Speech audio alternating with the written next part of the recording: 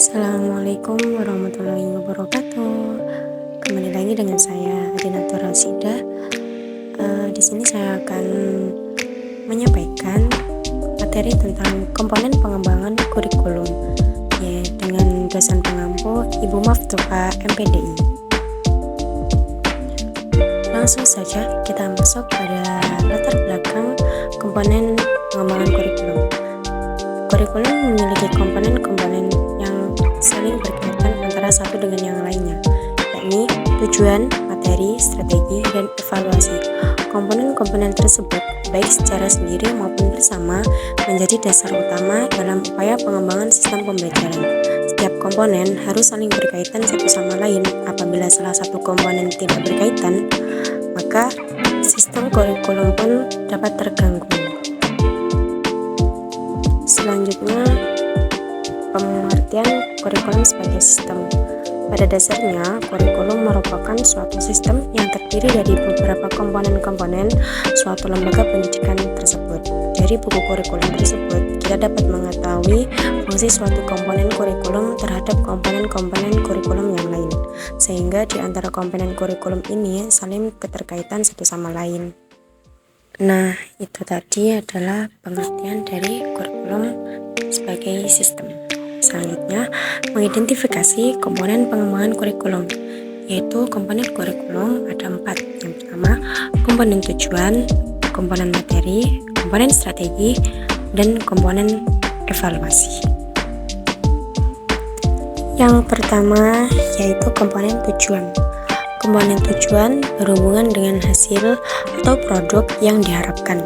Dalam skala makro, rumusan tujuan kurikulum berkaitan erat dengan filsafat atau sistem nilai yang dianut masyarakat serta menggambarkan suatu masyarakat yang dicita-citakan.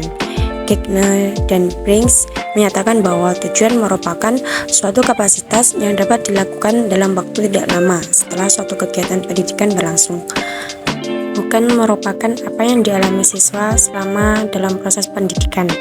Tujuan pendidikan memiliki klasifikasi dimulai dari tujuan yang sangat umum sampai tujuan khusus yang bersifat spesifik dan memiliki kompetensi yang dapat diukur. Selanjutnya, komponen yang kedua yaitu komponen materi. Pada hakikatnya, komponen ini merupakan komponen yang berhubungan dengan pengalaman belajar yang harus dimiliki oleh seorang siswa. Komponen tersebut menyangkut semua aspek, baik yang berhubungan dengan pengetahuan ataupun materi pelajaran yang biasanya tergambarkan pada isi setiap mata pelajaran. Baik materi maupun aktivitas pembelajaran tersebut seluruhnya diarahkan untuk mencapai tujuan yang ditentukan. Selanjutnya, komponen yang ketiga yaitu komponen strategi. Strategi dan metode merupakan komponen ketiga dalam pengembangan kurikulum strategi pembelajaran. Dalam hal ini meliputi pendekatan, prosedur, metode, model, dan teknik yang dipergunakan dalam penyajian bahan atau isi kurikulum komponen. Merupakan komponen yang memiliki peran yang sangat penting sebab berhubungan dengan implementasi kurikulum. Selanjutnya, komponen yang keempat yaitu komponen evaluasi. Evaluasi merupakan salah satu komponen kurikulum sebagai pemberi informasi dan umpan balik kepada pengambil keputusan. Pendidikan tentang tingkat kesehatan pendidikan atau education health di sekolah, evaluasi berperan penting dalam pengembangan kurikulum karena evaluasi bisa memberikan indikator tingkat keberhasilan dalam proses pembelajaran. Evaluasi mempunyai beberapa model. Apabila model itu didalami bisa memberikan pemahaman bahwa melalui evaluasi, kadar kesehatan pendidikan bisa terdeteksi dan berdasarkan informasi itu bisa dimanfaatkan untuk melakukan diagnosis, perbaikan pada dokumen kurikulum dan proses pembelajaran. Artinya, evaluasi berfungsi sebagai suatu peringatan dini tentang kesehatan pendidikan dan ada beberapa tipe statement evaluasi yaitu berupa tes dan non-tes yang membantu pendidik mengungkap tingkat dan kompleksitas pengetahuan siswa seperti kemampuan dalam berpikir. Nah, itu adalah pengertian dari beberapa komponen. Kesimpulannya yaitu kurikulum adalah suatu komponen pokok dalam pendidikan itu sendiri.